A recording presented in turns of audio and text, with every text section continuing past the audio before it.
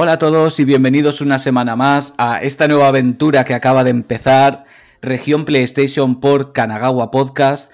Esta semana vamos potentes, tan solo acabamos de empezar y ya empezamos a tener aquí invitados de una calidad espectacular que no nos podíamos ni imaginar, pero primero vamos a lo de siempre, con mi hermano, con mi amigo, mi compañero en armas, Edu Harkonnen. Edu, tío, ¿qué tal la semana? ¿Cómo estás? Pues mira, yo genial. Empezando la semanita, todo contento, todo feliz, cansado, pero cansado de hacer un buen trabajo. Así que nada, tío, vamos al lío, que hoy tenemos una leyenda viva aquí. Vamos ya con la caña, vamos directos porque a nosotros ya nos conocéis de sobra. Sí. Y hoy tengo que decir que estoy súper contento, súper orgulloso porque llevo leyendo artículos de la Teniente desde que prácticamente tengo uso de razón, desde que cayó la hobby consolas en mis manos. Vamos a ver, no necesita presentación, ha dirigido Playmania, ha dirigido hobby consolas, ha hecho artículos a montones. Sonia Herranz, un placer tenerte. Muchas gracias a vosotros. Es un placer para mí estar aquí. Pues imagínate cómo es la vida, la cantidad de veces que te hemos leído y que ahora digas, es un placer estar aquí. Pues oye, pues mi corazoncito consolero hoy está calentito y feliz. Me alegro muchísimo. A ver qué tal, a ver qué tal. Ah, bien, seguro. A ver si tengo cosas molonas que contaros. Seguro que sí. Tienes muchas cosas molonas que contar. Coño, 30 años en la industria da para alguna que otra anécdota. Sí. Otra cosa es que me acuerde de ellas, pero sí. Las horas de grabación son traicioneras, pero no te preocupes. No te preocupes que nosotros te espabilamos. A ver, vamos a empezar por lo más básico. Seguramente lo sabrá mucha gente, pero ¿cómo empezaste tú con los videojuegos? Pues yo empecé probablemente por culpa de mi padre, porque le gustaban mucho los recreativos. Entonces cuando íbamos de aperitivo por el pueblo, a tomar el aperitivo, que a mí siempre me llevaba, él iba echando en todas las maquinitas de los bares y siempre ya me terminaba dejando que le quemara alguna vida, que tal, con las moscas y eso. Y claro, eso me aficioné. Luego yo, de hecho, me las recorría yo sola a los bares de la zona para jugar a mis máquinas preferidas y tal. Y luego mi padre apareció con una maquinita de estas que tenía un Pong. Básicamente era el Pong, el hockey, ¿sabéis, no? Sí. O el disparo al punto de luz. Sí. Y luego, el caso es que no recuerdo cómo, pero localicé a alguien que vendía un Spectrum de segunda mano y tal, y me camelé a mi padre para que me lo comprara. Y que no tuve que sacar las notas de mi vida para conseguir el Spectrum. Me quiere sonar. Clásico. Y así me enganché. Pues mira, yo empecé igual, con una Spectrum Sinclair de mi padre, es con lo que empecé yo a jugar, esperando eternamente a que cargara cada cinta. Joder, que no te diera error. Y luego era también tan típico que terminara, que cargara, ¿no? Que repetido 20 veces, tocaba el volumen, porque oye, luego cada cinta tenía su manía. Sí. Entonces a una tenías que tener a 8 el volumen del reproductor, a otras a 6. Y conseguías que cargara y decía tu madre, ¡a comer! ¡Apaga todo eso! Y yo apagaba solo la tele, claro. Ya se pensaba, digo, sí, hombre, con lo que me ha costado, ahora apago. Exacto. No, apagaba solo la tele y ya se daba por satisfecha y ya está. Yo empecé como tú. Mi abuelo me llevaba a las recreativas, me daba dinero y luego me decía, ¿ya te lo has gastado? Y digo, sí, dame más. Y claro. Yo luego sisaba los 5 duritos por aquí, iba a hacer los recados y me quedaba con 5 duritos por un lado. Abuela, dame 5 duritos. El cambio del pan te valía para unas cuantas vidas. Sí. Bueno, sí. Y luego, después de ahí, imagino que quisiste enfocar un poquito tu carrera profesional hacia ahí, ¿o fue casualidad? Que va, fue totalmente accidental. Ten en cuenta que estamos hablando de una época en la que eso que la prensa del videojuego no existía. Claro. O sea, no era una, vamos. Y pues el micro hobby y había poco más. O sea, no era una cosa que tú pensaras que te podía dar de comer en ningún caso, no. De hecho, cuando se me quemó el Spectrum, me desconecté bastante. Estuve una temporada que me desconecté mucho, pues porque comprarte una amiga o algo de eso era muy caro, o un cacharro enorme, decía mi madre, ¿dónde vas con ese trasto y tal? Y luego era una pasta y tal, y estuve ahí un poco pues tirando de recreativos, básicamente. Y casi me desconecto hasta que apareció la NES en mi vida, y ahí ya pues me reenganché. Y ya te digo, yo empecé a estudiar periodismo tampoco con ninguna intención clara, ¿eh? No sabía qué hacer. Porque es lo que te gustaba y ya está. Sí. No, ni siquiera. O sea, yo no me gustaba escribir, pero una carrera que pone para escribir, pues no había. Y dije, pues nada, pues periodismo. pues periodismo, y me metí en periodismo así pues eso, porque básicamente me gustaba escribir y digo, bueno, pues, oye, y es molón y tal. Pero vamos, no se me había pasado por la cabeza, no era en ningún caso mi intención dedicarme a periodismo de videojuegos.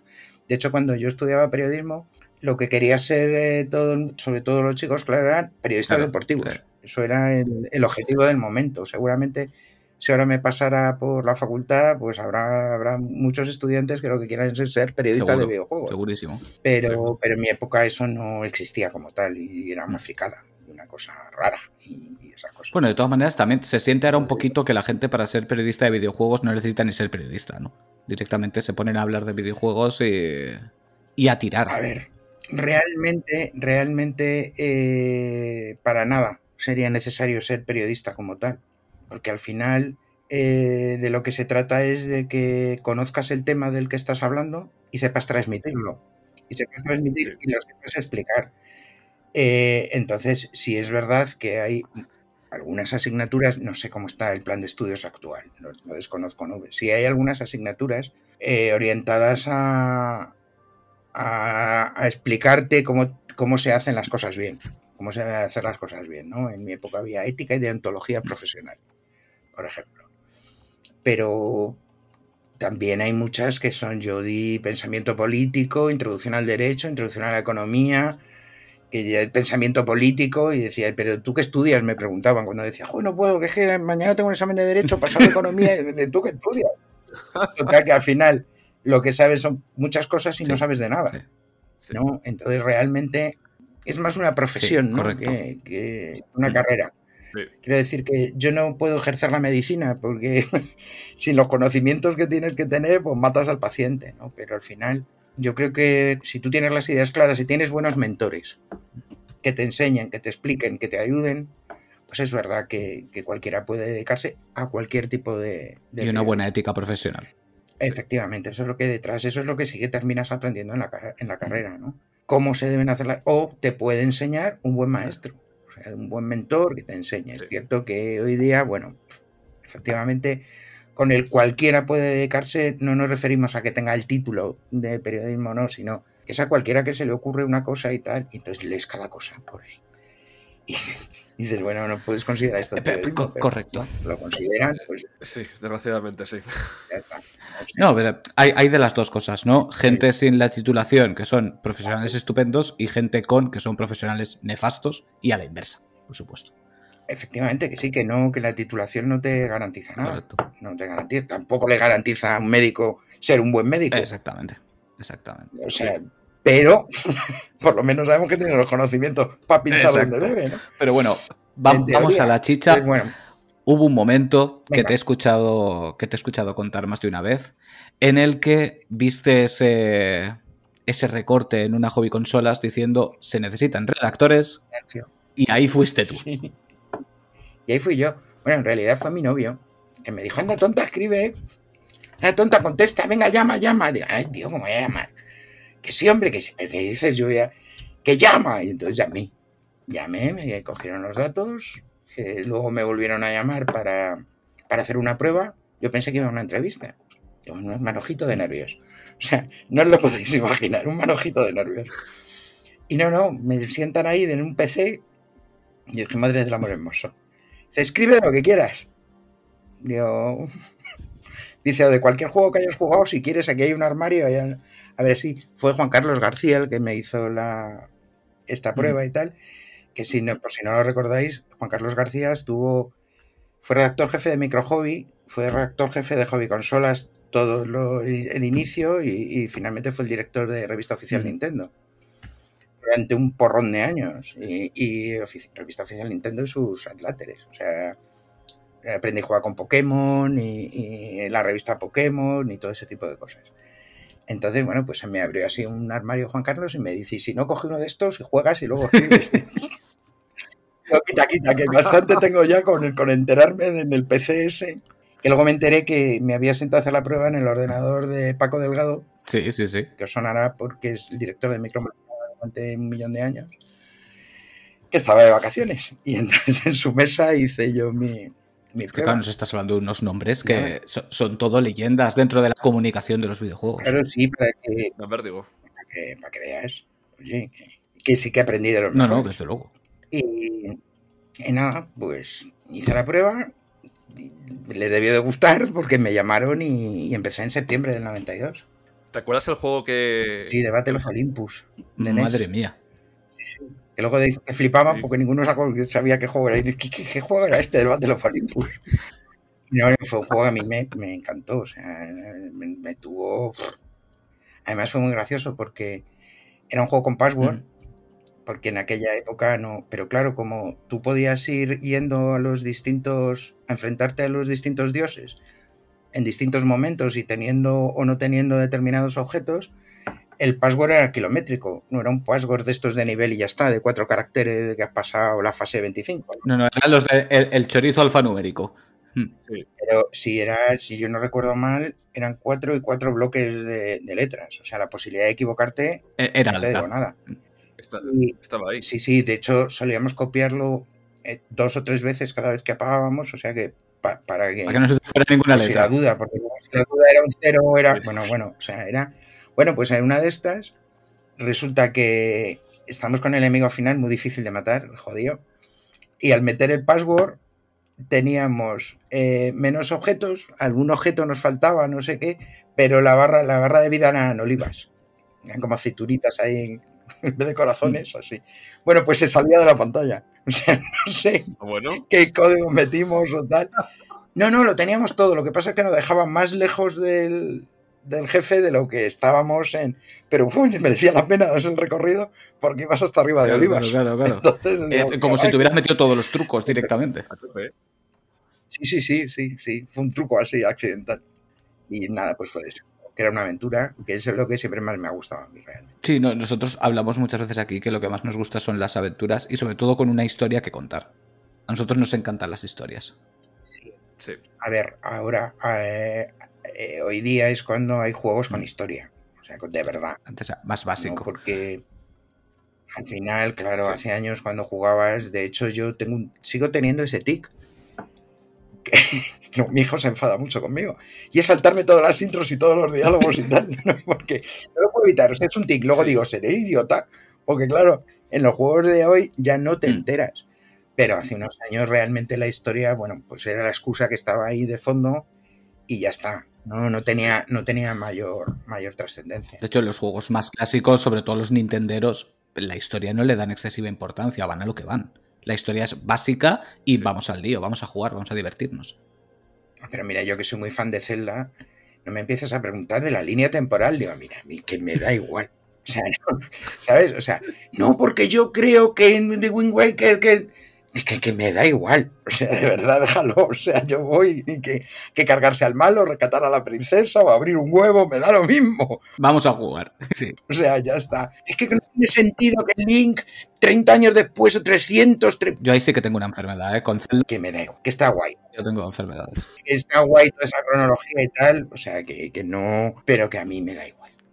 Vengo aquí a lo que vengo, a quién tengo que matar y a quién tengo que rescatar y ya está, ¿no? Tampoco... Y ya te digo, porque es que además hace años, pues eso, era una excusa y ya está. ¡Ay! ¡Que han secuestrado a la princesa! Sí. Y ahí vas tú, ya está, ¿no? Entonces, bueno, pues no... Ahora, juego, no tiene nada que ver, claro. O sea, ahora te enfrentas a... auténticas novelas. Y digo que me parecen novelas porque a mí, más que una película o que una serie, ¿no? Porque a mí las novelas me transmiten más emoción, como tú te lo imaginas y te lo inventas y tal, ¿no? Y los juegos de ahora son novelas, o sea, te tienen enganchado al final por la historia y luego lo que más me gusta además, ya más que las historias y tal, es que cada vez se aprovecha el medio para introducir más mensajes. Más mensajes de sensibilización, de visibilidad de problemas, de situaciones, de circunstancias, que luego puedes estar de acuerdo o puedes no estar de acuerdo, tal, pero te hacen pensar y te hacen comerte un poco el coco, ¿no? Es decir, joder. Y tienes 1000 opciones donde elegir para buscar los temas que necesitas escuchar. Sí, si no te gusta, no lo juegues. Sí, exactamente. Si se da por fondo de catálogo que tenemos ahora mismo. Ya ves tú, o sea, es imposible aburrirse. Y de hecho, mira, esto me viene genial para hilar con la chicha, porque gran parte de esto hay que reconocer que vino con la explosión de la primera PlayStation, los CDs, y la capacidad de poder condensar mayores historias porque, entre otras cosas, había infinito más espacio, lo cual daba muchísimas más posibilidades. O sea, el salto fue brutal. El salto de las... O sea, yo viví el salto de las 8 bits a las 16 Que bits. ya fue grande. Sí, qué guay, qué bonito, ¿no? Y más bonito, y con muchos más colores, mejor sonido, más música, y vale, es guay, ¿no? Es un salto, pero el salto real, de verdad, fue el de las 16 bits a las 32. Entonces eso, de hecho, no ha habido otro igual. Ha sido el más bruto. O sea, sí. Porque ahora está más cash, más resolución, más cash y qué reflejo más bonito, ¿no? Pero es lo mismo, ¿no? Pero eso fue brutal. Sí. Gran parte de la culpa, como tú bien dices, la tiene el CD. O sea, la capacidad que tenía un cartucho de consola comparada con la de un CD, bueno, pues eso es de morirse de risa, porque eran megabits. Correcto. Lo que tenían los cartuchos, ¿no? O sea, cambiar en un disquete los juegos de Super Nintendo, en un disquete de ordenador, ¿no? Entonces, comparado con el CD, pues fíjate, entonces ese salto fue, pues eso. Vamos al origen, a la chicha, que es lo que creo yo más interesante. Tú que ya estabas completamente dentro del sector, todo el mundo conoce la historia de que Sony les hizo el chip de sonido para la Super Nintendo, o más en concreto Ken Kutaragi, que luego fue el presidente de Sony PlayStation. Luego vino esta discusión de amantes de Sony con Nintendo. El resumen, se crea la primera PlayStation. ¿Cuándo os llegó a vosotros las primeras noticias de que iba a salir esa consola? Porque claro, de repente era Sony haciendo consolas después de haber hecho teles. ¿Cómo llegó esto hasta vosotros? Sí, o sea, todos los 90, toda esa primera parte de los 90 y tal, fue una época de ebullición absoluta y total. O sea, fue divertidísima. Yo ahora lo miro en perspectiva y digo, joder, qué lástima no haberme fijado más, no haber disfrutado más del viaje, ¿no? Porque no me acuerdo. Porque hablamos de Sony con su PlayStation, pero estuvo el invento este de la 3DO Company, que fracasó por lo que fracasó, pero que el concepto molaba. Estaba Philips con el CDI, Atari que lo volvió a intentar con Jaguar, en fin, había muchas cosas, ¿no? Entonces fue sorprendente que Sony, la de las teles y la de los Wallman y tal, fuera a hacer una consola. Entonces era un poco... Esos años antes, claro, de que la consola saliera, ¿no? Era un poco como tomártelo a broma. Claro, es que esa es la clave, ¿no? Sí. Además, ya te digo que estamos viviendo una época en la que se anunciaban aparatos que luego o ni llegaban a salir, yo que sé, como Pippin, que ni llegaban a salir, o si salían eran residuales y solo en Japón. O fracasos estrepitosos. No, estaba gente como con la TurboGrafx y TurboExpress y todo el patín que no terminaba de despegar y tal, y de repente a Sony dice que va a hacer una consola. El caso es que yo una cosa que sí que recuerdo mucho de aquella época es que cuando en entrevistas se le preguntaba a representantes de Sega o de Sony o de Nintendo cuál era su gran rival, o sea, pensando que iban a decir los de Sega, no, va a ser Nintendo con su Project Reality, no, va a ser Sega y tal. Los dos decían, Sony, nuestro gran rival va a ser Sony y tal. Y tú pensabas, va, esto lo dicen para no echar el uno al otro, ¿no? Pues ya ves. Sí. Pues tenían razón. Pues ya ves. Ostras, sí. Sí, y bueno, pues porque Sony con PlayStation, yo creo que ellos eran conscientes de que efectivamente se estaban metiendo en un mercado que al final, aunque había habido muchos participantes que quisieron llevarse un bocado del pastel, al final estaba dividido entre Sega y Nintendo, que ya tenían muchísimos expertise detrás, que sabían de lo que hablaban, que tenían juegos y sagas con muchísimo tirón, que tenían público fiel. Entonces, Sony, ¿qué hizo? Joder, pues lo voy a romper todo. O sea, lo voy a hacer distinto, lo voy a hacer revolucionario. Y ya solo las campañas de publicidad de PlayStation no tenían nada que ver con lo que se había hecho en publicidad de videojuegos nunca jamás en la vida. Y bueno, yo me atrevería a decir que fueron rompedoras incluso como campañas de publicidad englobando toda la publicidad, ¿no? Se siguen recordando hoy en día. Sí, cómo era, o sea, todo aquel esqueleto conduciendo, todas esas cosas, luego no salían juegos, salían los símbolos. O sea, marcó una manera distinta de hacer videojuegos y consiguió que quedara reflejado desde el principio. Fueron muy inteligentes y dijeron, vale, nosotros no somos nadie, ¿no? En el mundo del videojuego. Pues vamos a buscarnos a los socios que son alguien, ¿no? Y se llevó Namco. O sea, poner Ridge Racer en PlayStation Tú ahora lo ves y se te caen a los pies, ¿no? Pero en su momento eso era... Era una locura, sí, sí.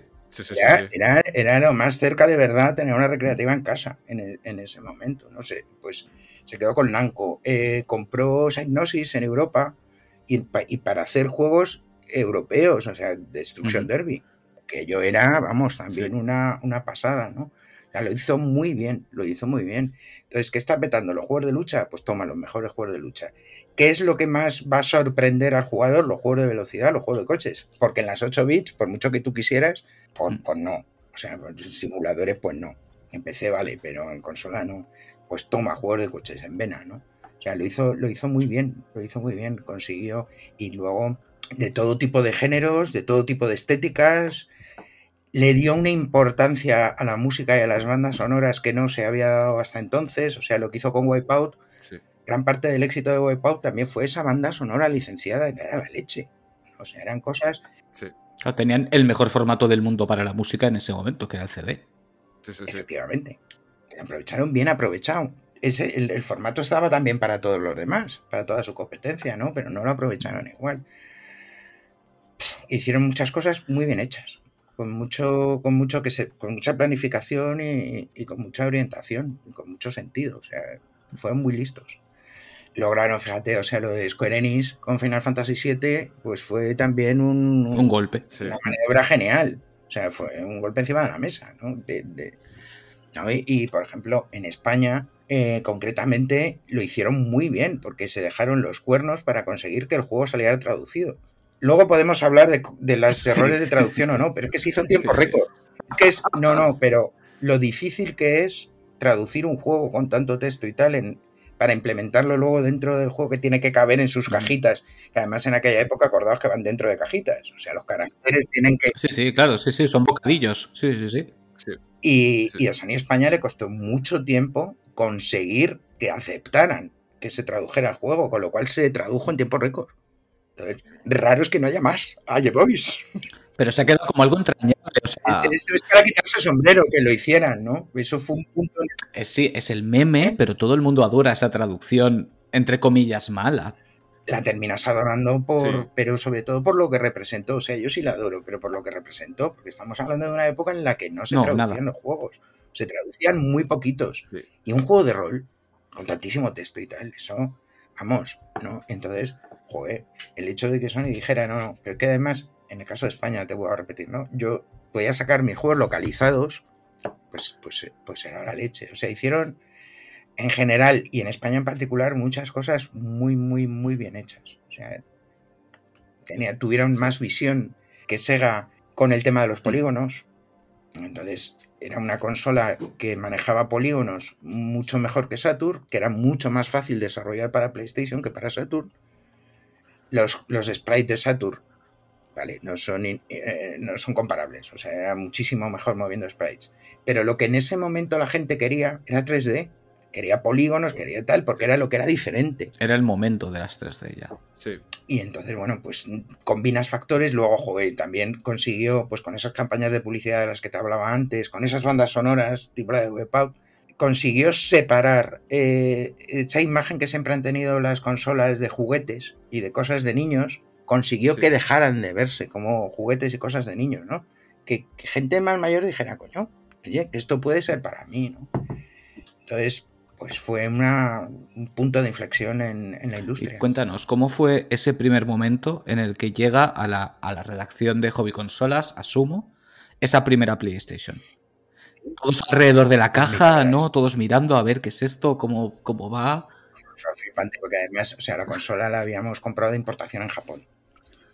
Con lo cual, porque era otros tiempos. O sea, ahora se lanza una consola y se lanza en todo el mundo el mismo día, a la misma hora y tal, y con un control que te mueres, ¿no? O sea, si te llega a la redacción, la consola has firmado 25 NDAs antes, has dejado a tu primer hijo varón, tu primogénito en custodia, en fin. Entonces, no, pues oye, salían en Japón y como año y pico después salían en Estados Unidos y meses después llegaban a Europa. Entonces la consola llevaba tiempo danzando por ahí. Entonces nosotros pues nos fuimos y nos compramos una en Japón. ahí sufriendo porque con las aduanas, cada vez que pedías cosas fuera, nunca sabías qué podía pasar con las aduanas. En la aduana de Zaragoza, no me preguntéis, pero en la aduana de Zaragoza nos han parado un montón de cosas que habíamos comprado. Joder, una vez un snatcher porque venía con la pistola de plástico. Y vieron la pistola y dijeron, ¿qué es esto? Toma ya. Sí, venía con armas, estábamos importando armas. Y dice, oiga, que es de plástico, ¿no? Pero bueno. Ay, Dios mío. Entonces, bueno, pues cuando yo, imagínate, una conmoción, fue la leche, ¿no? Y la enchufamos, además es que en ese momento teníamos una estelera de mierda. Entonces la enchufamos directamente al equipo para capturar pantallas, al ordenador y tal, con lo cual se veía mucho peor que una tele normal, ¿no? Pero bueno, con los ojos haciendo así. Me os voy a contar una anécdota. ¿Sabéis quién es Óscar del Moral? El CEO de Playon. España, bueno, pues Óscar del Moral en ese momento era el redactor jefe de todo Sega, ¿vale? Entonces estuvo allí pegado a la consola. Cuando ya todos nos fuimos yendo, nos íbamos a casa, él seguía allí sentadito con el mando, agarró el mando y se puso a jugar a Ridge Racer. Cuando volvimos a la mañana siguiente, Óscar del Moral seguía sentado en la misma silla con el mando en la mano y ya había desbloqueado todo lo desbloqueable de Ridge Racer, ¿vale? No sé si luego se fue a casa a ducharse o se quedó allí a currar. Ya directamente en Palmo. Pero puede que os valga como ejemplo del impacto que supuso la consola y, o sea, de verdad que era una cosa flipante. Toshinden. O sea, ahora tú ves Toshinden y dices, bueno, pues le fallan un montón de cosas, ¿no? Pero ese momento que en un juego de lucha tú pudieras rotar alrededor de tu rival, era la leche. O sea, eso... Luego le podemos decir de Toshinden lo que queráis. Pero lo impresionante que era en ese momento, ver eso, solo eso, ya merecía la pena. Es que claro, además fuisteis los primeros en llevaros ese primer impacto que luego nos transmitíais a los demás, porque yo recuerdo devorar las revistas con toda la información de la PlayStation, porque era un momento de estos que decías, es que se viene algo muy gordo y me tengo que enterar, o sea, quiero saber qué es esto. Sí. Saturn también la tuvimos de importación, por supuesto. Y también fue un impacto, o sea, a ver. Lo que pasa que, fíjate, ¿ves? No recuerdo cuál fue el primer juego de Saturn que pusimos, no lo recuerdo. Supongo que sería Virtua Fighter. Era el cabeza de cartel, ¿no? Por así decirlo. O Daytona. Daytona USA. Pues que me encantó, que también me encantó Daytona. Luego yo soy muy mala persona y entonces decidí correr en Daytona al revés. O sea, correr la pista al revés. Madre mía, claro, eso es una putada porque los programadores, nadie prevé eso, ¿no? Pero cuando intentabas correr al revés, desaparecía el circuito. O sea, eso sí que era popping. O sea, iba haciendo ¡pam! Pero no los fondos ni nada, el propio circuito. Claro, fue una putada que le hice a la consola, pero vamos, no sé, me dio una maldad ahí. Te propusiste el bug. Vamos, Daytona me flipó. O sea, también fue otro juego que me flipó. No recuerdo si fue el primero, pero me encantó. Me encantó. Y Virtua Fighter también me gustó mucho. ¿Recuerdas la primera vez que tuviste que analizar un juego de PlayStation? No recuerdo el primero. No lo recuerdo. Pudo ser un Destruction Derby. Pudo ser Destruction Derby o Toshinden. Fueron de la primera jornada, desde luego. Analizar porque hablamos de ya cuando ya estaba aquí en España, o sea, el análisis con su puntuación, una review, ¿no? Ya cuando ya estaba aquí, claro, con la versión PAL. Sí, claro, es que ya te digo que como llegaban con mucho margen de tiempo, pues habíamos hecho muchas cosas de todos. No recuerdo, yo creo que fue Destruction Derby, fíjate, pero... ¿Y alguno que tengas en tu memoria de decir, este análisis me acuerdo de él por algún motivo en especial? ¿De PlayStation? Sí, de la primera. Sí, de Play. Me acuerdo de Apes Odyssey porque me flipó y me encantó, pero no recuerdo el análisis así que fuera... No lo sé, ¿no? Si alguno especial... No lo sé, no te sabría decir, joder, me has pillado.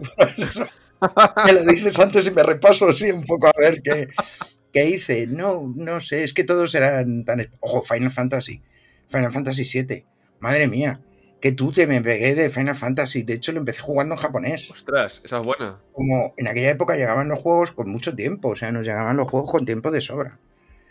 Entonces te daba tiempo a hacerle muchas cosas y muchas putadas. Bueno, pues lo primero que había de Final Fantasy VII, lo primero que nos hizo llegar Sony era en japonés. Pues ahí en japonés, que luego ya cuando ya te llega el inglés... Ya me empiezo a... Ya entiendo por qué no pasaba de aquí, ¿no? Sí. Una pregunta, ¿qué os llegaba? Porque la gente a lo mejor se piensa que os llegaba el juego con la caja y tal, os llegaba una edición No, llegaban discos verbatim. verbatim. O sea, eran sí. Lo que ocurre es que nosotros teníamos... A ver, en el caso del Final Fantasy en japonés, probablemente sí fuera el juego japonés. O sea, si fuera directamente el juego japonés. Sí. No lo recuerdo al 100%, pero es muy probable, porque salió con mucho tiempo de antelación. Pero luego cuando nos llegaban betas, que eran eso, pues discos copiados. Lo que pasa es que teníamos una PlayStation azul, era azul, un azul precioso además, que esa se tragaba todo lo que le metieras dentro. Entonces con esa no... Era como si fuera un kit de desarrollo, ¿no? Algo así. Sí, no era un kit de desarrollo, pero era un producto intermedio. Esa también tuvimos con PS2, que esa no era azul, y sí creo recordar que tuvimos una PS3 de test también. Luego ya se acabó. Luego ya te mandan código y fuera, ¿no?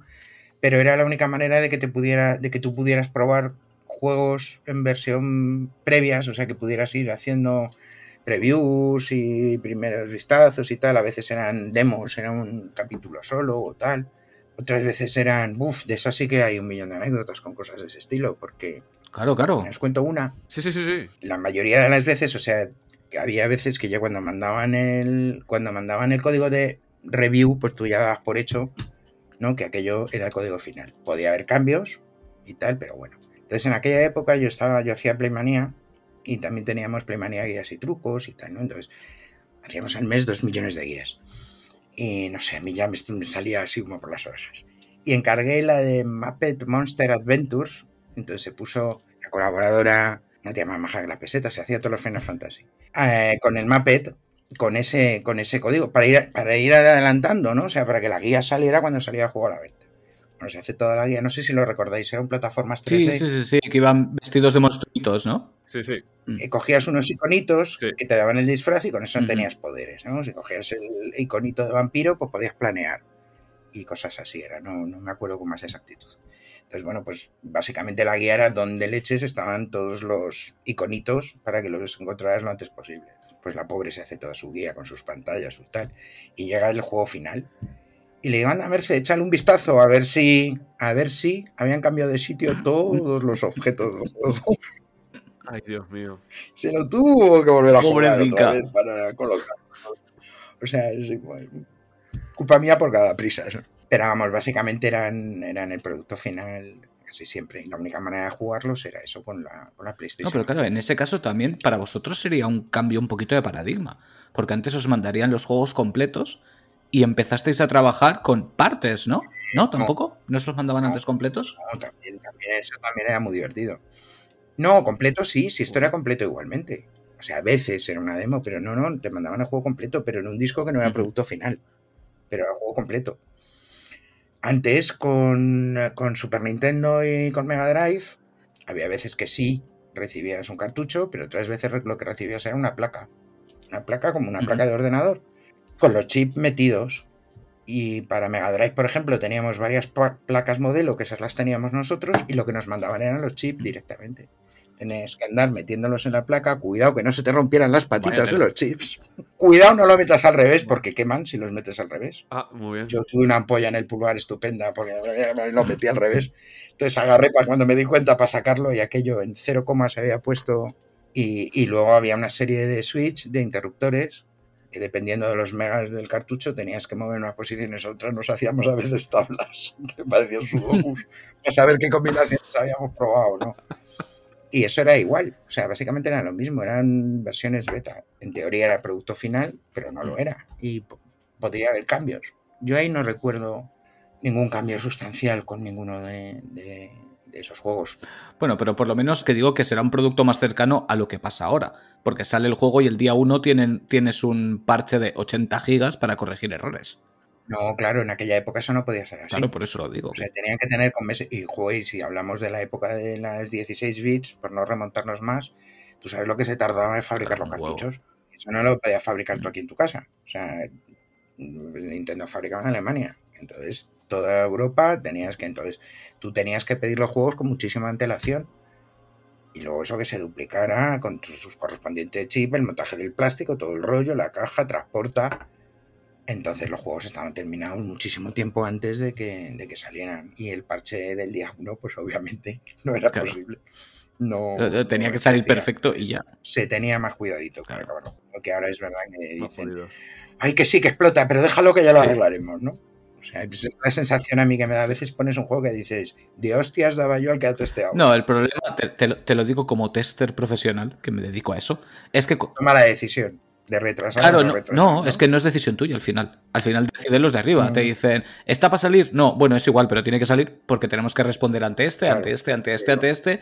Daros prisa, ir preparando porque para el día 1 tiene que haber parche, pero tenemos que estar imprimiendo discos ya. Anotar todo lo que está mal. Que Exacto, ya no. y ya le iremos haciendo el apaño. Sí, Claro. sí, sí. A mí lo que más rabia me da de esta situación es que es a largo plazo. O sea, hoy día todo el mundo tiene conexión a Internet. Que cuando empezó esta movida no era tan fácil. Porque en las grandes ciudades, vale, teníamos unas buenas conexiones a Internet y tal, y bajarte los parches, bueno, o sea, en la época de PS3 tal, vale, ¿no? Bueno, pero en los pueblos Claro. no. O sea, ya estabas dejando fuera Sí. a una gran parte de los jugadores. Hoy día, hasta en el pueblo más pequeñito hay una buena conexión a Internet y lo puede hacer cualquiera. Pero a la larga, dentro de 20 años o de 30, yo voy a poder jugar a los juegos de ahora. O sea, yo tengo mi consola y tengo mi disco metido en una caja y voy a poder sacar el disco, meterlo dentro de la consola y jugar si he borrado la actualización del disco duro. Veremos. Porque en realidad a mí me da la sensación de que ahora mismo lo que estamos comprando son llaves. Es un acceso. Llaves de acceso. Metes el disco y empieza a descargar cosas de Internet. Entonces es humo. Lo seguimos comprando porque yo lo sigo comprando porque me gusta tenerlo ahí en la estantería y tal, ¿no? Pero es verdad que cada vez tiene menos sentido. Desgraciadamente, menos Nintendo, que es la que sigue teniendo los productos más redondos en formato físico. Pero Porque es que Nintendo siempre decimos que es como ese señor mayor que no quiere hacer cambios y se intenta mantener dentro de la actualización lo más clásico posible. Bueno, que no quiere hacer cambios, mira Switch. Entre comillas, Nintendo cuida mucho su producto. Claro, no, es más tradicional, estoy de acuerdo, pero vamos, que no quiere hacer cambios, yo me lo pensaría mucho.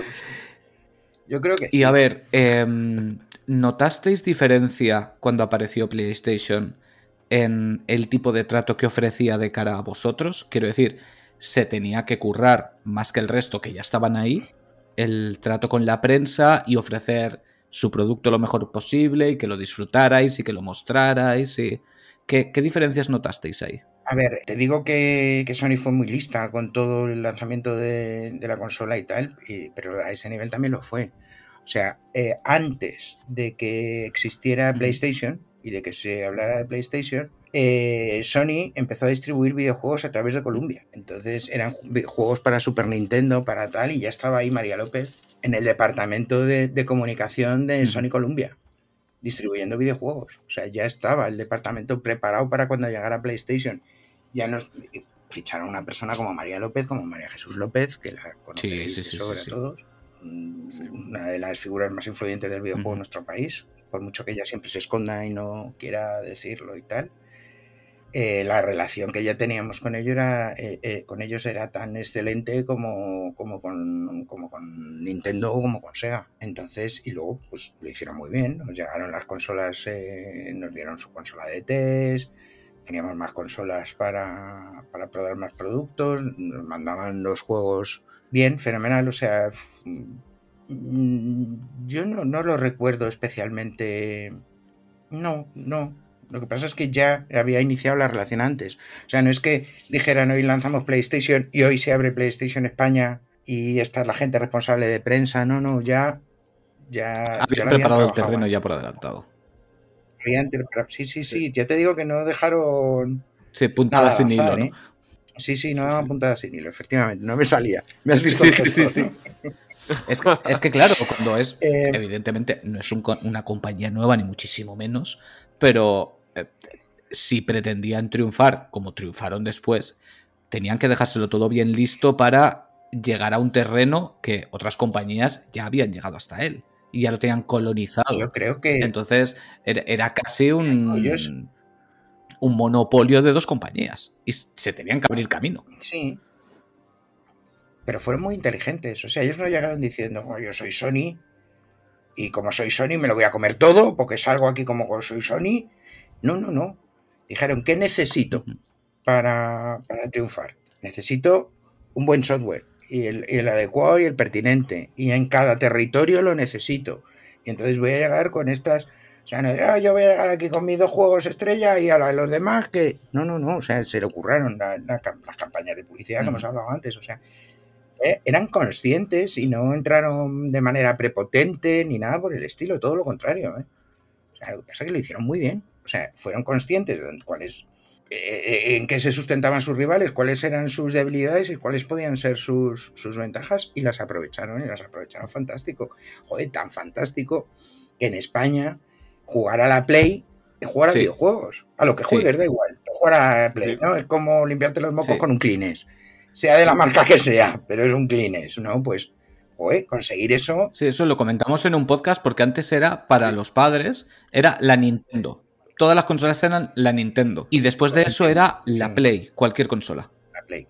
Y sigue siéndolo hoy en día, prácticamente para muchos padres que no están metidos en el mundillo, todas son la Play. Sí. Y que se ha quedado un poco como una expresión para ir a jugar. Voy a darle a la Play. Sí. Que luego le vayas a dar al móvil, ¿no? Pero no vayas a dar al Candy Crush. Voy a darle a la Play. Y eso no se consigue así porque sí. O sea, eso es que ha ido calando en la sociedad, en los jugadores. Entonces, pues hizo cosas geniales. Y luego, joder, pues vimos juegos totalmente rompedores, auténticas locuras. No se cortaron un pelo, se lo trajeron todo. O sea, y experimentaron con todo tipo de juegos para todo tipo de jugadores, más infantiles, más adultos. Yo creo que la explosión fue con PS2, que hubo más locuras que nada, ¿no? Pero ya con PlayStation, ya ahí se sacaron juegos ¿no? Para volarte la cabeza, para que realmente tú pudieras decir, le pudieras decir a alguien, mira, si no juegas a videojuegos es porque no has encontrado el videojuego que te gusta. Ahí estamos. Porque fíjate todo lo que hay, ¿no? Y tengo juegos infantiles, pero también tengo juegos de terror. Y tengo juegos de tiros, pero también los tengo de conducción. Y tenías de todo. Y súper sangrientos y aventuras. Hay que te echaban la lagrimita colgando, ¿no? Ya entonces. Sin voces, porque la mayoría todavía el tema voces andaba un poco así. Hombre, yo siempre recordaré cuando metí el Metal Gear las voces en la Play. Eso fue Konami España y lo que luchó por conseguirlo. Y luego va y salta toda la movida del diazepam. Madre mía. El espectáculo que se montó en las noticias. Eso fue un clásico. Tú sabes, o sea, yo no hacía más que descolgar. Bueno, todos los medios generalistas nos llamaban para dar unas declaraciones. Konami intentó explicar lo que era, sacaron todo lo que dijo Konami de contexto, y eso que había mandado una nota de prensa, y dije, como para decir yo nada. A estos, vamos, buitres. Entonces, no, que me venía a preguntar para... Colgaba el teléfono directamente. Yo paso, porque en cuanto digas ni media se valía. Te iba a preguntar, de hecho, por juegos que... Es sacada de contexto. No, sí, eso, totalmente sacando de contexto. Digo que te iba a preguntar por juegos que provocaron impacto en todos vosotros en la redacción. Evidentemente Metal Gear fue uno de ellos, segurísimo. Pero ¿cuáles recuerdas que de los que todos hablabais al llegar? Que decís, madre mía, este juego lo va a reventar. Pues seguramente de todos. Muchos, ¿no? Sí. O sea, Resident Evil, que llegó así un poco de tapadillo y malamente en un verano. Y ¿qué es esto, madre mía? Y, Metal Gear, por supuesto, pero Silent Hill fue otro súper sorprendente. No sé. Tomb Raider, quizás. Decirte, pero los de fútbol en general, Tomb Raider, vamos. O sea, yo cuando vino alguien de Core a enseñarnos el juego a redacción, además, llegaron sin avisar ni nada, no sé con quién habían acordado que se pasaban por la redacción, ¿no? Venían ellos con su demo para enseñárnoslo, y les enchufé ahí al ordenador de sacar pantalla, pusieron el juego y digo, a ver qué me van a enseñar. Y yo cuando vi aquello dije, hostia. Porque es que no es que fuera un entorno 3D, que eso ya, bueno, pues ya lo estábamos viendo, sino en vertical, además. O sea, con las animaciones de la protagonista que dices, pero ¿cuándo has visto unas animaciones así? Era la leche. Que sepáis que en aquello que yo jugué, Lara tenía poder. Podía levitar, sí. Sí, no sé en qué momento. Entonces estoy hablando muchísimo antes de que saliera. Y sin embargo, luego cuando ya llegó el momento de que el juego salió, yo me quedé ahí diciendo, esto tienen aquí, no tenían nada, o sea, era una gruta del primer nivel y pero que yo esto va a flipar. Y luego, curiosamente, cuando salió la versión de Saturn la distribuía la propia Sega, pero la versión de PlayStation yo creo que la llevaba lo que era entonces Arcadia o Proin, no sé si ya era Proin, la llevaba Proin. Y entonces, bueno, pues llegaron no a la vez, desacompasados, y la de Saturn, que fue la primera que llegó, en un taco así de discos, de todo lo de la campaña de Navidad de ese año, en un taco así. Yo me pongo a mirar y digo, a ver qué hacemos de preview, qué hacemos. Y de repente vi el Tomb Raider y dije, este me le pido. Y sí, a mí me impactó muchísimo. Claro, es que todo. Igual que me impactó muchísimo Resident Evil por el tipo de juego, por la ambientación, por el gore, todo. O sea, vamos, fantástico. Ese también me dejó. Eran tan distintos a todo lo que habías jugado antes. Y no sé, o sea, de generar muchísimo revuelo en redacción los de fútbol. Los PES, sobre todo los PES. Y entonces ahí tenías a todos los futboleros enganchados. Dices, oye, que eso, hay una revista que hacer, por favor. Les voy a sacar tarjeta roja a todos y dejen de jugar, ¿no? Sí, había muchísimos vicios de fútbol en general, claro. O sea, el salto en el tema del fútbol fue una auténtica pasada. Mira que los FIFAs ya en Mega Drive y Super molaban, pero claro, aquello y el PES pegó el petardazo. El que se convirtió en el Pro, que todo el mundo para jugar al juego de fútbol era vamos a jugar al Pro. Y con ese nombre se quedó. Sí. Ay, joder, no sé. Ya estoy muy espesa, ya no son horas para mí, no me acuerdo. Me imagino que cada salida de un Final Fantasy, ¿no? Por ejemplo. Sí, claro, Final Fantasy. Cada vez que salía uno era un momento clave. Teníamos un maquetador que cuando yo decía, yo os digo que jugué mucho, claro, para hacer reportajes previos y todo el rollo, ¿no? Y entonces yo tenía un maquetador que decía, oye, ahora no tengo nada que hacer, si quieres te voy avanzando la partida. Y yo decía la tira, que a mí me venía bien, claro, porque para avanzar aquello, si no hacía el resto del trabajo, ¿no? Yo decía, venga, tira, luego me lo cuentas. Sí, claro, Final Fantasy, fíjate. Y me imagino, de hecho, que probablemente, hablaba de Resident Evil, probablemente generó más revuelo Resident Evil 2. Sí, porque el 1 ya os digo que fue porque no tuvo problemas de... Había tenido problemas en otros países con censuras y que si era muy violento, que si patatín patatán. Entonces casi no sale, ya lo terminó sacando Virgin en agosto. De hecho llegó censurado. En un mes muy tonto. Sí.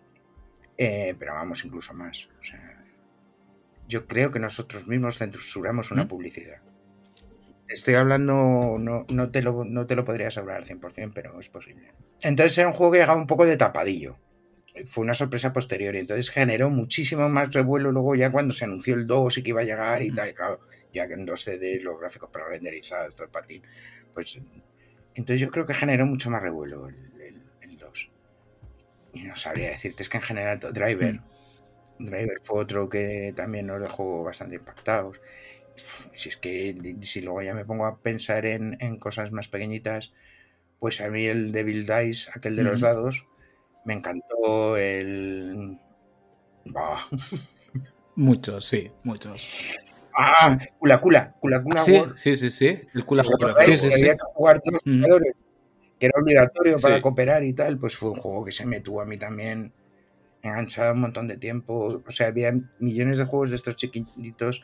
Otros que funcionaban muy bien en relación a los Beatmania y todo eso. Pero nos echábamos muchas risas con los periféricos ahí montando música y tal. No sé. Y luego, de cara a los análisis que hacíais, ¿notasteis la nueva duración de los juegos? Porque claro, de repente empezaron a ser más largos. Eran más largos, pero más fáciles. ¿Sí? ¿Los consideran más fáciles? ¿Tú te acuerdas de los juegos de Infogrames de 16 bits? Bueno, sí, eran bastante cabrones para que te duraran lo máximo posible. Por poner un ejemplo. Sí. ¿no? Y sin pila para salvar y todas esas cosas. Claro. Entonces, bueno, sí, había juegos que sí, o sea, un Tomb Raider. Porque además Tomb Raider era... Sí, cabrón, era duro. En narices, ¿no? O sea, era duro, tenías que encontrar el cristalito para salvar. Saltos en fin. milimetrados. O sea, Sí. Sí, pero no es tanto Sí. ese el problema, sino la dificultad para salvar las partidas. O sea, tú no podías salvar en cualquier momento, cosa que ahora ya, bueno, ahora ya ni siquiera porque te salvan solos, ¿no? Pero entonces es que había puntos muy específicos y muy concretos para grabar. Entonces, si te escoñabas en un salto milimétrico de esos, cuando hacía media hora que habías salvado, vamos, o sea, echabas humo por las orejas. Tendríais millones de memory cards. Muchas. De hecho, yo descubrí una caja en el trastero que tengo un bote de cristal lleno de Vaya memory tela. cards. Toma ya. No sé dónde ha salido, en alguna mudanza de oficina yo dije, este bote, yo sí recuerdo haber tenido ese bote encima de mi mesa desde tiempo inmemorial. En alguna mudanza de oficina voy a guardar aquí el bote y ahí se ha quedado. No, lleno, sí, teníamos muchísimas. Luego había también muchos juegos que el sistema anticopia que llevaban era una memory Vaya. card. O sea, el disco no funcionaba si no metías una memory card específica. Que llevaba ahí, pues, un sistema, lo que fuera. ¿No? Entonces, porque no olvidemos que en la época de la primera PlayStation la piratería era brutal. Sí. Y con la 2, no sé si más todavía, pero estarían ahí ambas. Yo creo que con la 1 fue el boom, en la que más. Con la 2 había un montón. Pero vamos, con la 1 era... Es que era muy fácil. pasada. Era muy fácil. Sí, pero yo, mira, el mejor sistema anticopia que recuerdo era el manager de liga de Codemasters, que además era o sea, tipo PC Fútbol y tal, y entonces era un juego que había generado muchísima expectación porque tenía la Liga Española real con sus equipos reales, la primera, la segunda, el calendario real, o sea, todo era la leche. Y tú cargabas tu copia pirata y jugabas, como Dios, sin ningún problema y tal, ¿no? Tú guardabas tu partida, apagabas la consola y cuando la volvías a encender volvías a estar en el 15 de septiembre. Te hacía el día de la marmota. Toma por culo. Sí. Además es que lo recuerdo muy bien porque nos llegaron cientos de cartas. Es que el juego tiene un problema porque al final siempre aparece. El caso es que te conservaba fichajes, te conservaba cosas. Porque te daba igual porque siempre estabas en el día 1 de la liga, ¿no? Claro. Y problemas, y claro, ya preguntas a Codemaster y te dice, sí. El problema es que el juego es pirata. Toma ya. Entre los juegos piratas, digo, mira, el mejor sistema anticopia. No, desde luego. Se reía de ti, Sí. básicamente. Bueno, totalmente. Pero además un juego de esos no puedes decir dejo la consola encendida. Claro, es un manager de... No, ¿sabes? Que otro dice, mira, la dejo 2 días y me lo acabo, ¿no? Pero no. Claro. Y bueno, aunque no quería avanzar tanto en el tiempo, pero tengo muchísima curiosidad. Después de todo el boom que supuso esa primera PlayStation, cuando se anunció la segunda, os estaréis frotando todas las manos deseando ver qué leches iban a hacer. Pues claro, lo mismo, vosotros seréis los primeros en enteraros de todo. Y de algunas cosas hablaríais, pero de otras no, obviamente. Nos invitaron a un viaje a Japón para verla. O sea, cuando se presentó en Japón, que creo recordar que nos enseñó la consola, se enseñó la demotécnica aquella de los patitos, la famosa escena del baile que todo el mundo decía que si iba a ser un remake de Final Fantasy, y una cara, no, joder, ya lo mezclo. Y pues se contó cosas de lo que iba a ser la consola, ¿no? El tema del DVD, que era la leche entonces, porque claro, el DVD en ese momento era un soporte que estaba ahí, que iba a ser el futuro del cine, el futuro de los videojuegos, la capacidad, no sé cuántas veces más, ¿no? Y decía, joder, si fíjate lo que hacen con un CD, pues ¿qué van a hacer con un DVD, ¿no? Puede ser la leche. Pero pasó igual. O sea, nosotros tuvimos la consola también mucho tiempo antes de que se lanzara en España. No recuerdo si en esta ocasión Sony nos la facilitó desde el principio, nos facilitó ellos una japonesa o también la compramos. De eso no me acuerdo. Pero también la tuvimos con mucho tiempo, con lo cual te permitía preparar los reportajes de lanzamiento de la consola. De hecho, en Alemania hicimos suplementos directamente, o sea, con 10.000 millones de cosas. Hasta contamos lo de que en China la iban a prohibir porque el chip podía dirigir cohetes espaciales. Me acuerdo. Sí. Y tal, ¿no? O sea, misiles. No me salía la palabra. Podía dirigir misiles, todo eso. O sea, hasta todo eso lo y pues PS2 fue una evolución, un paso adelante. Fue la confirmación, además, para Sony. Porque siguió haciendo lo que hacía con PlayStation, pero a mayor escala. Entonces fue mucho mayor. Se vendieron muchísimas más consolas, se llegó muchísimo más público. Esa idea de que los videojuegos eran para todos los públicos se asentó definitivamente, se afianzó. Además, consiguió colarse en muchísimos hogares porque era el reproductor de DVD más barato que había en el mercado. Te sale más a cuenta, sí. Eso es. Sí, te salía más a cuenta. No, era los reproductores de los vídeos eran muchísimo más caros en ese momento que la consola. Joder, pues es la leche, ¿no? Entonces eso ahí fue una puerta de entrada muy importante. Ahí fueron muy listos. Sí, yo recuerdo que lo usé como excusa en casa. Que mi padre quería un DVD y valían como 100.000 pesetas, 100 o algo mil, y la Play salió a 75.000. Y yo le decía, pues lo tenemos todo, ¿sabes? Tenemos el reproductor y la consola. Y coló por ahí. Sí. Y coló por ahí, literal. Y coló, ¿no? Pero que sí, no. De hecho, se vendieron muchísimos mandos a distancia. Sí. Está el mando oficial, sí. Entonces, bueno, pues fue la confirmación. O sea, de que Sony lo había hecho muy bien y que lo seguía haciendo. O sea, que no había sido flor de un día. Un éxito de un... Sí, ¿no? Que se lo seguían currando y seguían pensando en... De hecho, hoy por hoy sigue siendo la consola más vendida de la historia. Sí. Sí, lo sigue siendo, ¿no? Sigue siendo. La consola de sobremesa más vendida de sobremesa, la historia, sí. Ya no fue el mismo impacto en el sentido de que no era una sorpresa. O sea, ya te podías imaginar que iba a ser un maquinón y que iba a hacer cosas guays, ¿no? Ya no era como antes, que era la cosa de los de las teles. Sí. Aquí los del Walkman. Mira los del beta, a ver si los del beta no la van a colar otra vez.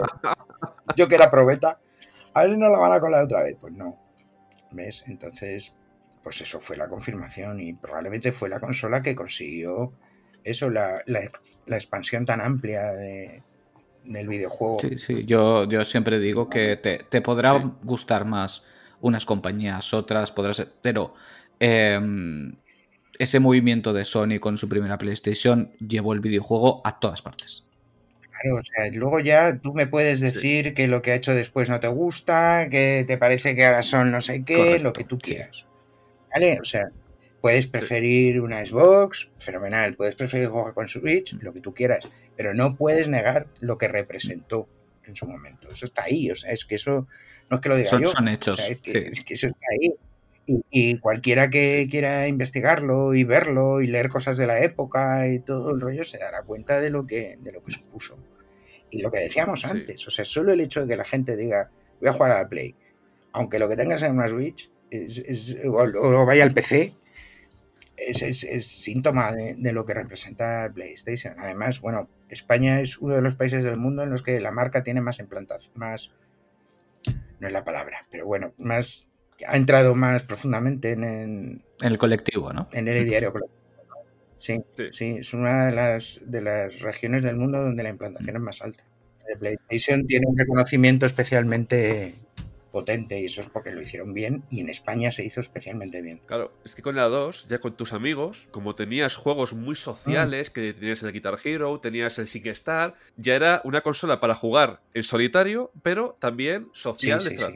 Sí, porque ya os digo que todo ese proceso de experimentación que habían tenido con la primera PlayStation explotó con PS2, entonces tenían juegos de todo tipo y condiciones. Sí. Yo siempre la llamo el embudo donde todo cabía. ¿Sabes? Todo caía ahí dentro. Todo. O sea, sí, oye, no todo vendería igual, claro, y tal, pero todo vendía. O sea, al final había público para todo, ¿no? O sea, terminaba viendo para las ideas locas y tal, porque de hecho si no se hubieran vendido tantas, o sea, no se hubieran lanzado tantas en España como se lanzaron. Yo siempre me acuerdo del Mr. Mosquito. ¡Hostia, vaya! O sea, pues ¿quién se le ocurre? Que ida de olla. Es un mosquito que tiene que ir a picar a la gente y hay que evitar que te aplasten, ¿no? Pues. Y tenían otro de un tiburón. Pues es que lo licenciaban todo. Pues hasta el juego del NEN. O sea, había cualquier cosa. Todo. Sí. Ah, bueno, sí, luego ya estaban esas cosas, sí. No, esto era. Ay, no me acuerdo. Bueno, es igual. Había que. Te pones a pensar en ida de olla, tenías un montón. Pues fantástica. Pues una consola, pues eso, que terminó lo que había empezado la primera. Y ahora ya para darle el broche final a esta entrevista y que tú puedas retirarte a descansar ya tranquilamente. Los ojitos pequeños. Dime el mejor recuerdo que tengas de la época de la primera PlayStation, ya sea como jugadora o como profesional del sector. Algo un recuerdo al que le tengas especial cariño. Muchos. Hombre, a ver, supongo que el hecho de haberme permitido hacer la revista que yo quería hacer. Playmanía. Que fue Playmanía. Sí, yo estaba un poco cansada de hobby consolas, estaba muy harta de la guerrita de consolas, que parece que es nueva. No, es eterno. Me llevamos toda la vida con la misma turra, ¿no? Entonces, Ahora es que si Sony o Microsoft, pero entonces era que si Sega o que si Nintendo, ¿no? Y hasta las narices, ¿no? Es que sois unos vendidos a Nintendo, es que sois unos vendidos a Sega, por el mismo número de la revista. Decía, vale. ¿Sabes? O sea, que era alucinante. Eso es el claro ejemplo de ver solo lo que quieres ver, ¿no? Y estaba hasta las narices. Y yo entré al despacho de mi jefe con la intención de decirle que lo dejaba. Que yo, o sea, que yo como te decía antes, yo nunca pensé que me iba a dedicar a la empresa de videojuegos. Yo pensé, oye, pues esto es guay, con lo que estoy aprendiendo, lo que dure, durará, y ya está, y guay, y ya no podía más. Y entonces, cuando iba a decirle, oye, que me voy, me dice, ha surgido la opción de hacer una revista solo de PlayStation. ¿Tú te animarías? Digo, ¿cómo no? Ya. Ahora mismo. Ya la tengo pensada y todo. Mira, lo que vamos a hacer es tal. Entonces me dio la oportunidad de hacer una cosa que me apeteció un montón hacer. Porque además, como era una consola nueva, pedía a gritos hacer una revista nueva, o sea, distinta, que no tuviera nada que ver con todas las que había, que en ese momento además había 25 revistas en España de PlayStation. Y hacer una revista que no tuviera nada que ver con todas las demás y tal, ¿no? Y esa oportunidad la tuve gracias a la primera PlayStation. Y de hecho, acabó saliendo revista oficial de PlayStation, ¿no? Que luego, tal y como apareció, desapareció. Sí. No.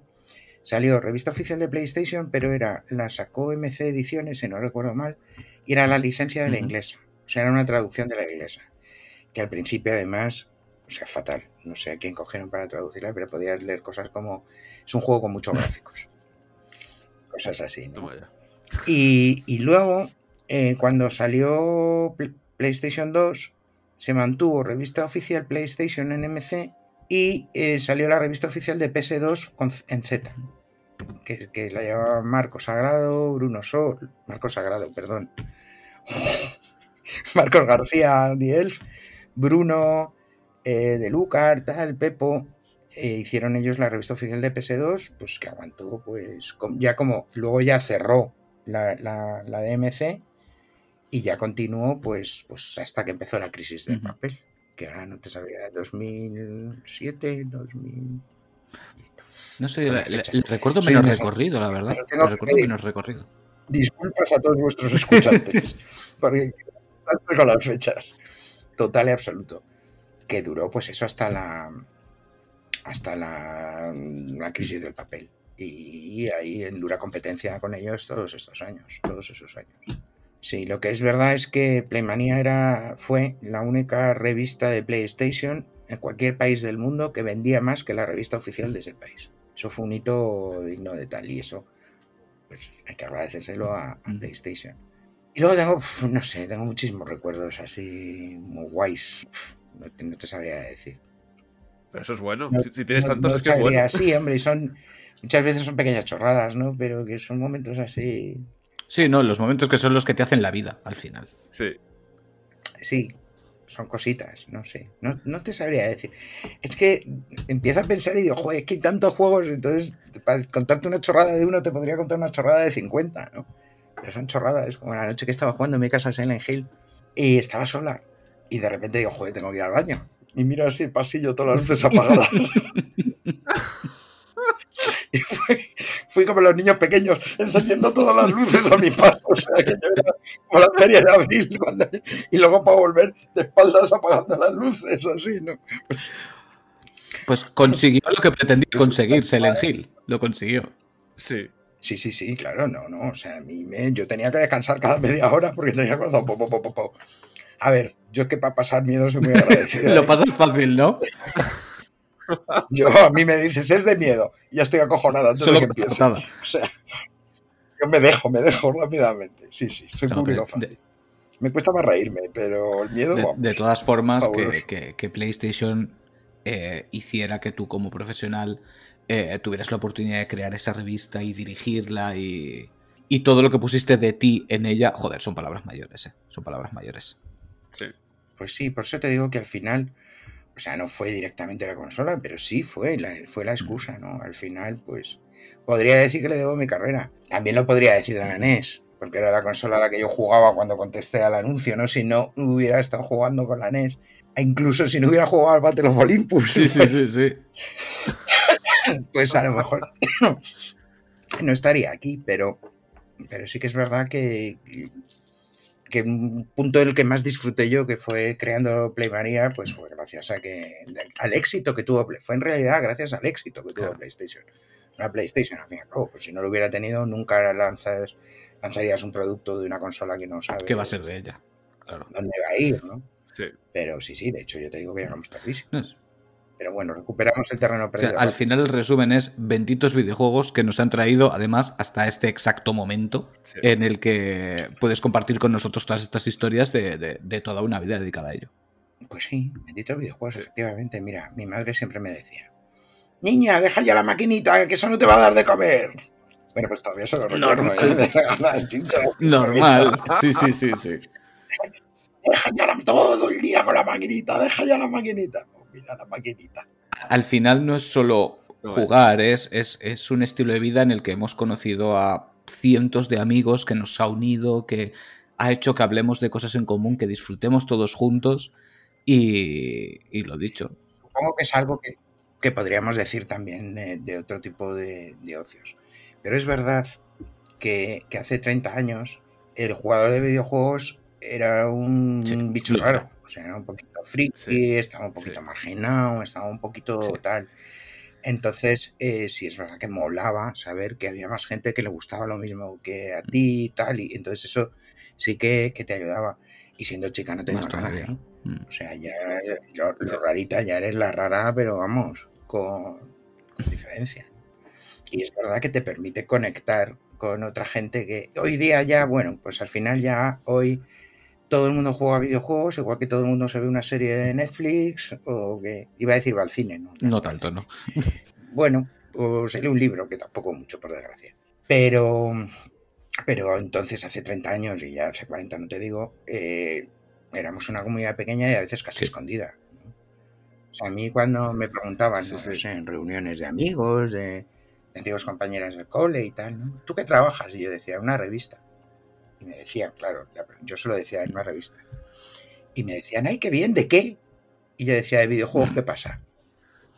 Y ya está, porque estaba harta del después. Uy, hija, y eso no vuelve violentos a los niños, y eso no sé qué, y eso no sé cuántos. Entonces yo ya cortaba. Una revista, si se quedaba así, guay. Y si no, y me decían, ¿de qué? Yo decía, de videojuegos, ¿qué pasa? Ya con cara de decir, no empieces. Tontería la justa. Tontería bueno, la justa. Es que en los 90 fueron... Así era, ¿no? Entonces, sí es verdad que nos dio la oportunidad de entre nosotros, ¿no? Y leer la revista, porque yo era lectora de Hobby Consolas antes de entrar. Yo entré un año después de que se lanzara. Joder, veías que había más gente así como tú, por el mundo, que también le gustaban, ¿no? Te acompañaba, te hacía sentir que formabas parte de algo cuando en aquel momento, como bien dices, eras de los apestados. Era una rareza. De hecho, en los recreos o por la calle, cuando veías a otro chaval y ves que asomaba la Playmanía o la Hobby, decías, este es de los míos, y ya te acercabas. Claro, además, de verdad. Pues poco más, ¿no? Que, no sé, y eso que PlayStation, pues que fue una consola que representó un punto de inflexión. Incluso representante casi de una generación de jugadores, en cierto modo que...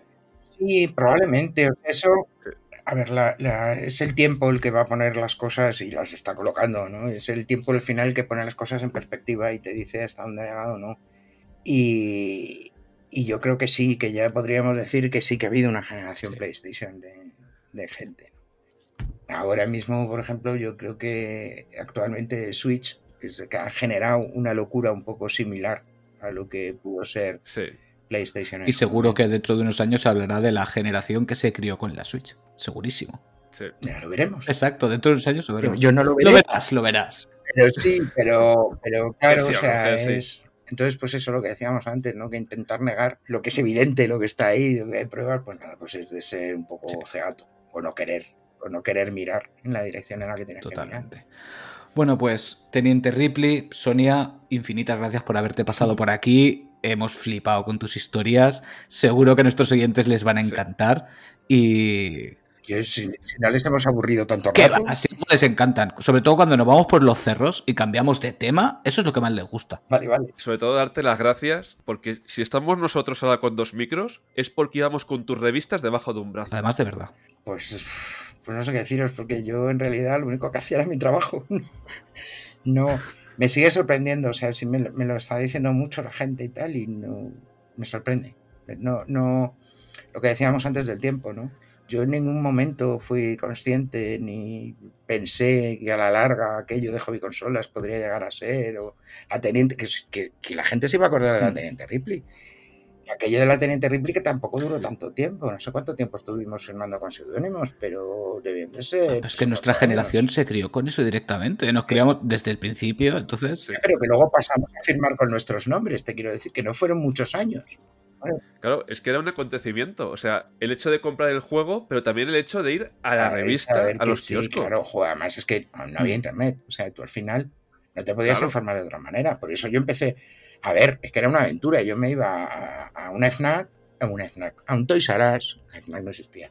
Yo me iba a un Toys R Us, que es donde vendían muchos videojuegos entonces me ponía allí en el pasillo y le daba la vuelta a la caja, que ponía. Sí, miraba las pantallas y decía, este tiene buena pinta. O sea, era... Sí, no. El tipo de, ¿no? Las dos pantallas que había detrás de la caja de cartón de los cartuchos de NES. Y decía, bueno, la historia, claro, todos eran épica historia de las pantallas. Y dice, bueno, venga, va, ¿no? Pues este. No, y joder, a raíz de haber revistas tú ya podías por lo menos. ¿No? Yo me he comprado juegos a sabiendas, o sea, que decía en Hobby Consolas, top 3 de los peores juegos de NES. Pues me he comprado alguno de esos. Pero porque el tema me molaba, pero yo sabía lo que iba. O sea, ya sabía lo que me iba a encontrar. Y confiabas muchísimo más en esas personas que estabais ahí detrás, haciendo vuestra crítica, dando vuestra opinión. Confiabas ciegamente. Si te ponía, este juego es la leche, tú ibas con los dientes por delante. Y eso ahora, a mi parecer, no sucede tanto. A ver, porque hay muchísimas más opiniones, el público también... no, y es más crítico, obviamente. Claro, estamos hablando de una época en la que esto estaba naciendo y creciendo, ¿no? Y entonces, luego al final, tampoco había, en la época del principio de Hobby, los 8 y los 16 bits, tampoco es que hubiera diferencias abismales entre los juegos. O sea, realmente eran pues juegos. O sea, la estupidez de cuál es mejor, si el Aladdin de Mega Drive o el de Super Nintendo. Mira. de verdad, por favor, ¿no? O sea, ninguno de los dos era horrible. Es lo que te quiero decir, ¿no? Entonces te podía gustar más uno u otro. Entonces, tú en realidad, yo por lo menos siempre lo he hecho así, tú lo que intentas es contarle al lector qué se va a encontrar, ¿no? De qué va el juego, cómo es el juego, qué te va a gustar y qué es menos bueno. O sea, y qué te puede chocar. Y luego la decisión es tuya, da igual. Pues yo te he dicho que me he comprado juegos que tenía, uno no sé si eran 43, el Top Gun de NES. Con eso os lo digo todo. Porque a mi novio, que ahora mi marido, le encantaban los juegos de aviones. Entonces el único juego de aviones que había así de aviones de verdad, o sea, era ese. ¿Cómo comprarse aviones? No sé si tenía un 43 en la revista, un 45 o algo así. Pero me habían contado lo que era. Entonces yo sabía lo que iba. Y al final eso es lo que tiene que importar. O sea, pegarse. Pues si era un 92 o un 93, que le habéis puesto un 93 a fulanito y menganito es más largo y solo tiene un 92. Tío, molan los dos. Cómprate el que más te guste. ¿Sabes? O sea que no... Y luego yo, al final una review no deja de ser una opinión. Yo te doy mi opinión. Yo te he contado. Yo te he intentado contar lo que tiene bueno y lo que tiene malo. Y luego te doy mi opinión. Joder, eliges si lo que tiene malo te pesa más que lo que tiene bueno, no te lo compres. No, pero tampoco creo que ningún analista de videojuegos pretenda que su review sea la Biblia y que vaya al cielo. Me hace mucha gracia lo de la objetividad. Es que no sois objetivos en la review. Perdona, es un análisis. O sea, no puede haber nada menos objetivo que una crítica. O sea, es que es una crítica. Lo que hay ahí es subjetividad. Lo mire igual que una crítica de cine, igual que una crítica de música, igual que una crítica de arte. Entonces, lo que intentamos es deciros lo bueno y lo malo para que decidas tú, pero... O sea, ¿vamos a discutir si es mejor El Señor de los Anillos que Canción de Hielo y Fuego? ¿De verdad? ¿Vamos a discutir eso? O sea... Pues al final viene a ser un poco lo mismo. Sí, totalmente. Que cada uno... Sí. Y luego... Todo el mundo, las opiniones, como es la frase, ¿no? Las opiniones son como los culos, todos tenemos uno. Sí. Y ya está. Entonces habrá gente de la que te fíes más de su opinión y gente de la que te fíes menos. ¿Por qué? Porque otras veces que ha opinado cosas, ha acertado respecto a lo que a ti te gusta, pues me fío más de esa persona. Pero vamos, la confianza es algo que cuesta muchísimo ganar y que se pierde En un segundo. Sí. Sí. Entonces, pues, cuando te fías de alguien, pues lo normal es que acierte. En fin, que me estoy enrollando yo sola. Y además voy a empezar a decir tonterías porque tengo mucho sueño. Nada, de verdad, como decimos siempre, por favor, disfrutad todos de los videojuegos, disfrutad muchísimo en la plataforma que os apetezca. Y de nuevo, Sonia, de verdad, muchísimas gracias por haberte pasado por aquí a horas intempestivas. Y un placer haberte tenido y haber escuchado tus historias. De verdad, muchas gracias. Bueno, espero que a vuestros escuchantes también les guste. Sí. Muchísimas gracias a vosotros. Seguro que sí. Venga, hasta luego. Chao.